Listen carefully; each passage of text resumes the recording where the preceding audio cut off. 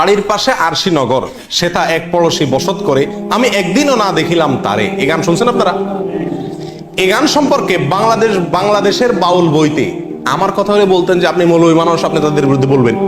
আমার কথা না, বাংলাদেশে কোনো মৌলবীর কথা না, বাউলদের মানে পৃষ্ঠপোষক বলা যেতে পারে লালন একাডেমির পরিচালক ডক্টর চৌধুরী তার বাংলাদেশের বাউল বইতে বলতেছেন যে এই গানটাকে আমাদের দেশে মানুষ অনেক উচ্চ মার্গের আধ্যাত্মিক গান মনে করলেও এই গানে যা বলা আছে সেটা নিছক যৌনতার বিভিন্ন কথাকে ইশারা ইঙ্গিতে বোঝানো হয়েছে।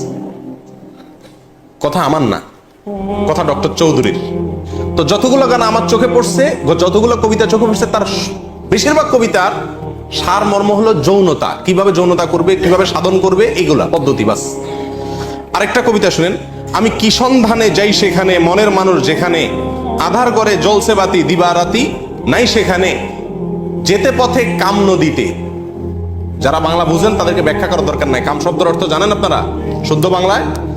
যেতে পথে কাম নদীতে, পাড়ি দিতে ত্রিবেণে, কত ধনির ধারা যাচ্ছে মারা, পইড়ে নদীর তোর তুফানে। রসিক যারা চতুর তারাই নদীর ধারা চিনে, উজান্তরি যাচ্ছে বে তারাই স্বরূপ সাধন জানে। মনে হয় যে নদীর ঢেউটা বলা হচ্ছে, জি না। বিশ্বাস করেন এমন কিছু ব্যাখ্যা আছে এই সমস্ত গানের যেগুলো আমি আপনাদের সামনে খুলে বলতে পারবো না, আপনাদেরকে বুঝে নিতে হবে। আরেকটা গান আছে খুব জনপ্রিয়, আফসোসের বিষয়, বাংলাদেশের ক্লাস 9-এর শিক্ষার্থীদেরকে পড়ানো হয়, সিলেবাসের অন্তর্ভুক্ত। এই গানটা আমরা অনেকেই জানি এবং বলি নিজেরা। সেটা কি? সময় গেলে সাধন হবে না। এই গানটা জানেন আপনারা? শুনছেন এই গানটা? সময় গেলে সাধন হবে না।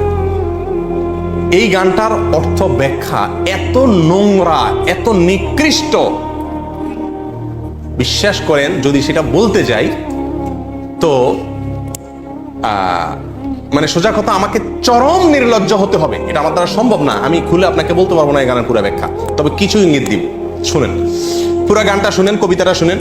সময় গেলে সাধন হবে না, দিন থাকিতে দিনের সাধন কেন করলে না, জানো না মন খালে বিলে, মিন থাকে না জল শুকালে, কি হয় তারে বাদল দিলে শুকনা নদীর মোহনা, অসময়ে কৃষি করে মিশামিশি খেটে মরে, গাছ যদি হয় বীজের জোরে তবুও ফল তো ধরে না। এই গানের খোলাসা কথা আমি আপনাদেরকে বলি।